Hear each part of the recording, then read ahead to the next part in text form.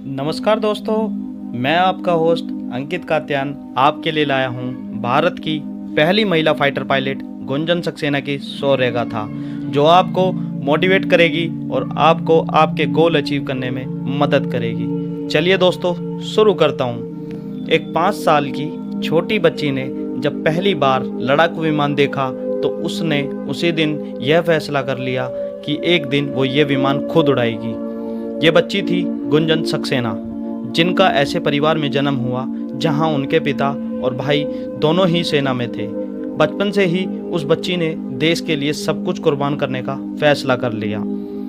Kargil war के दौरान जब हिंदुस्तान और पाकिस्तान के बीच जंग चल रही थी, दोनों ओर से गोलियां बरस रही थी। उस वक्त घायल सैनिकों को बचाने का जिम्मा लिया गुंजन सक्सेना और उनकी साथी श्री विद्या ने। गुंजन और उनकी साथी विद्या को कश्मीर के उस क्षेत्र में भेजा गया जहां पाकिस्तानी सैनिक लगातार भारतीय फौजियों पर रॉकेट लॉन्चर और गोलियों से हमला कर रहे थे। चीता हेलीकॉप्टर लिए दोनों ने युद्ध के मैदान में जाकर सैकड़ों सैनिकों की मदद की।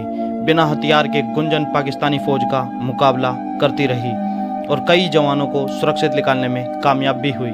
पाकिस्तानी सैनिक लगातार हमले कर रहे थे, यहाँ तक कि गुंजन के एयरक्राफ्ट पर भी मिसाइल दागे गए, लेकिन निशाना चूक गया और गुंजन बाल बाल बची। गुंजन ने दिल्ली यूनिवर्सिटी के हंसराज कॉलेज से ग्रेजुएशन करने के बाद एयरफोर्स ज्वाइन किया था।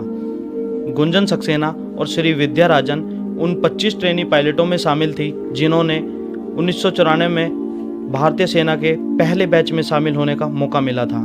1999 में जब कारगिल जंग छिड़ी तो दोनों को देश के लिए कुछ करने का मौका मिला। गुंजन ने इससे पहले कभी फाइटर जेट नहीं उड़ाया था। युद्ध के दौरान जब भारतीय सेना को पायलट की जरूरत पड़ी, जब गुंजन और श्री विद्या युद्ध क्षेत्र में भेजने का फैसला लिया गया। अपने मिशन को अंजाम देने के लिए गुंजन को कई बार लाइन ऑफ कंट्रोल के बिल्कुल नज़दीक से उड़ान भरनी पड़ी, जिससे पाकिस्तानी सैनिकों की पोजीशन का पता लगाया जा सके। गुंजन और उनकी साथी ने अपनी जान पर खेलकर इस पूरे मिशन को अंजाम दिया था। गुंजन सक्सेना को कारगिल युद्ध के दौरान उनकी बहादुरी के लिए शौर्य वीर पुरस्कार से सम्मानित किया गया। इस पुरस्कार को पाने वाली वह पहली महिला बनी। तो धन्यवाद दोस्तों, मुझे उम्मीद है कि आपको ये मोटिवेटिंग स्टोरी बहुत पसंद आई होगी। तो दोस्तों, इस मोटिवेटिंग स्टोरी को ज़्यादा से ज़्यादा शेयर करो, लाइक करो और मेरे चैनल को सब्सक्राइब करो। और ऐसे ही खुद को मोटिवेट रखने के लिए मेरे साथ बने रहिए। धन्यवाद दोस्तों।